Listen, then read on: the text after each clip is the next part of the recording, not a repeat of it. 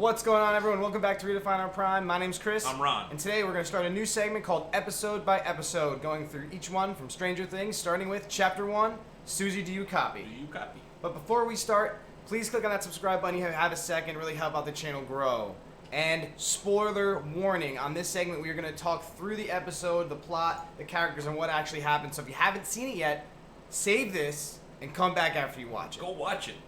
Are you ready to start? Let's do it. Alright, so the episode opens in Russia, 1984, where they're actually attempting to access the Upside Down. So I'm not sure if they knew it was the Upside Down then, right? I think they did because back in those times we were in the space race with Russia. Okay. We were in an arms race. So I think the show was trying to show how like Russia. It's the race to the Upside the Down. Cold War, our competition with the Soviet Union, and I really liked that because Elk closed it in season 2. Yep.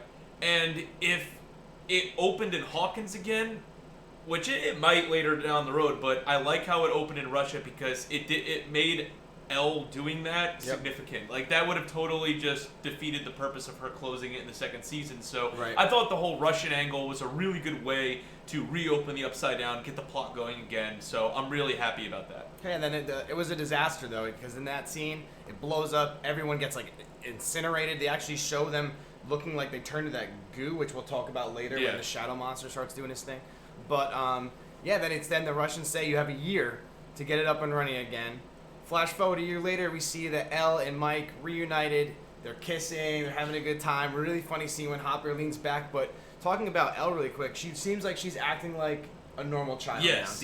She's not that awkward, I've seen some things girl anymore. She's a teenage girl. Yep. I'm happy with that character development. I think it's going to be really interesting to see, how her and Mike's relationship pans out. Yeah, because every season she's gotten a little bit more away from the lost girl from the lab, right? Yeah, she was kind of angry in the second season, rebelling against Hopper. Yeah. She's still rebelling a little bit, but I think it's a little more like not so much he's holding her prisoner in the cabin. Right. Now it's more like, hey, I want to kiss Mike, Yeah. And he has no idea how to. He's talking. That was really funny. Yeah, he's talking to Joyce like, they're constantly kissing. This isn't normal, good, and right. she's kind of like, it's totally normal. Yeah. And I'm sure if he looked back on his teenage years, if he really took a moment, he'd be like, yeah, it's just the fact that Elle's a girl, So and to stick on Elle and Mike's relationship, so the gang, they say that they've been doing this all summer, just running around, just them two doing their thing, because it's a new relationship, and Hopper, like Ron said, talks to Joyce, doesn't really know how to approach it, and then he goes in there and he tries to talk to him, it's super awkward, and Mike is so disrespectful to him. I was surprised at that, because Mike's a good kid. I don't think anyone, because he's kind of got like a not too masculine of a father.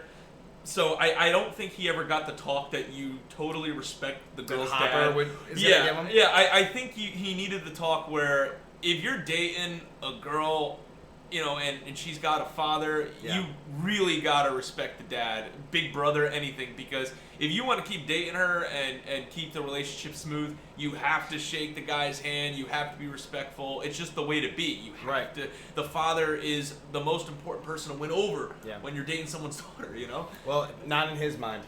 Because he was never taught that, apparently. And that scene when Hopper, so he ends up, his whole plan to talk to him bombs miserably, loved the scene, he's like, oh, your grandma. So it shows him running out to the car. Yeah, where he says your grandma's sick. Amazing. When his eyes is like, do you want to see crazy? Loved it. Can't wait to see more out of that as he's struggling. And I love how he called her daughter. Yes, I liked how, and he was dead serious. Like it started off as funny, but then it didn't get funny because he's like, if you just do what I say, maybe I'll let you continue dating. Like he was basically showing his dominance, like a silverback gorilla or something, Nod your head if you're listening. Yeah. I was just waiting for him to grab Mike and like lift him up like that and just go, listen, you little, know.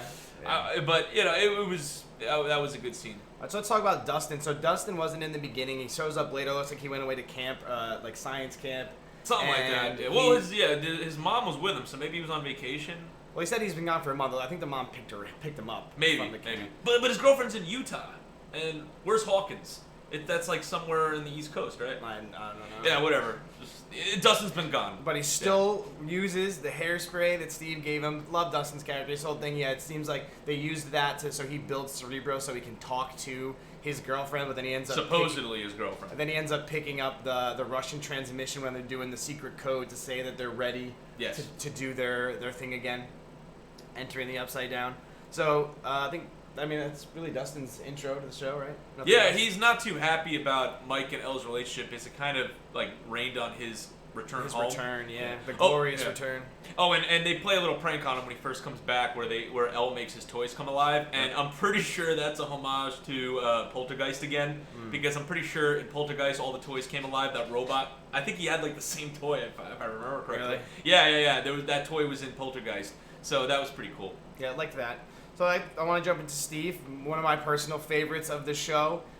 Thought it was hilarious. I'm calling it right now. He's gonna get with his coworker. Yes. They're gonna end up together. Yeah, the one that keeps writing you. Yeah, they're like flirting and everything. Yeah. And then all right, I'm calling it right now.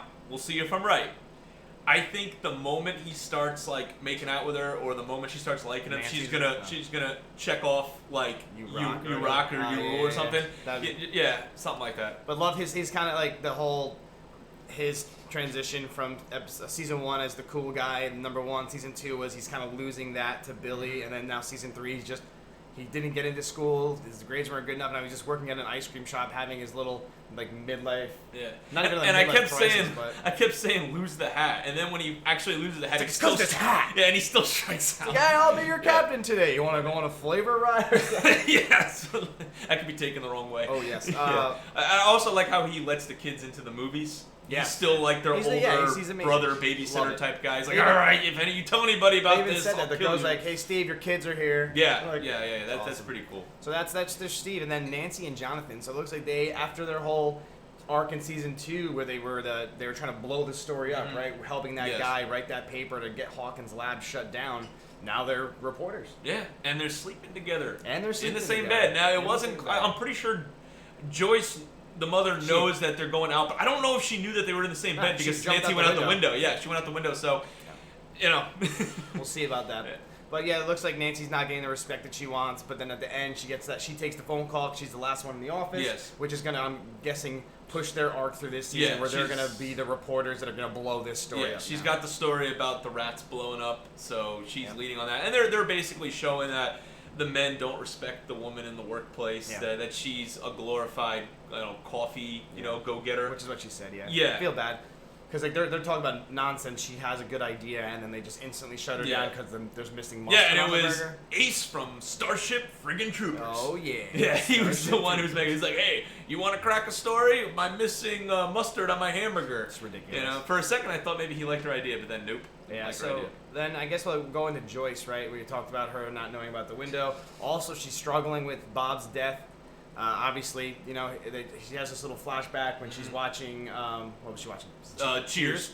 Yeah, he's laughing, they're having a good time. So I guess I didn't think that relationship was as solid as it was. Obviously, you grieve with death, but I always wanted her and Hopper just to be together and stick together. That's why when they held hands, like, oh, good, they're gonna get together. Kind of forgot about Bob, to be honest, other than the picture on the refrigerator. I liked, because I didn't think that their relationship was, like you said, as strong. I kind of thought he was just a stand-in boyfriend who is stable. Yeah. But it turned out that no, she really, really liked him. Maybe loved him.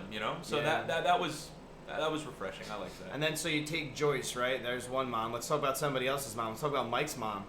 Totally gonna throw away her marriage. Here's to you, Mrs. Robinson. Yeah, takes off the wedding ring, gets dolled up after flirting with Billy at the pool, and now she's gonna go and cheat on her husband, throw her family away to get that. And then Billy, who actually he seems like he likes her. Like in the car, he was practicing his moves in the mirror, saying, "Oh, can I call you by your first name?" Being slick.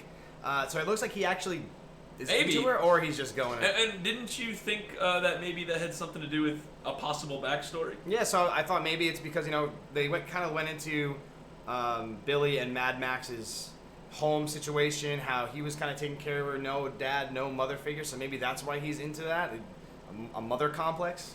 Maybe. Yeah. Yeah. But we'll see. And then on the way there, Billy gets into a little accident. Mm-hmm. What did you think about that? I knew he was going to get possessed or, eventually. I thought that was a pretty good way to do it. That's going to. What's funny about that is that's going to set us up for the upside down plot and the sci-fi aspect of it, which is great. But I'll be honest with you, I think the show could stand alone with just the characters and their little problems. Yeah. You know, I can't wait to see the Stranger Things stuff, you know, the actual plot with the Upside Down get going. But I'll be honest, this episode was really more about just the kids and the adults and their problems, and I thought that was just fine. So the fact that we're going to add the actual plot to the show, I think that's just going to kick this into overdrive, and we're going to have a good season. So we're back in Stranger Things, we're back in Hawkins, we're back in the 80s vibe, the music, the cinematography, so everything. good. Yeah, so super excited. So guys, what did you think about Chapter 1, Suzie, do you copy? What was your favorite parts? What are you most looking forward to? And remember, we're going to bring you episode by episode for this entire show. So we'll post this one as soon as we're finished, and then I think the next one's going to come out tomorrow, and we'll just do them as we finish the episode. Keep binging. Yes. Binge with us. So we'll see you guys next time. Thanks so much for watching.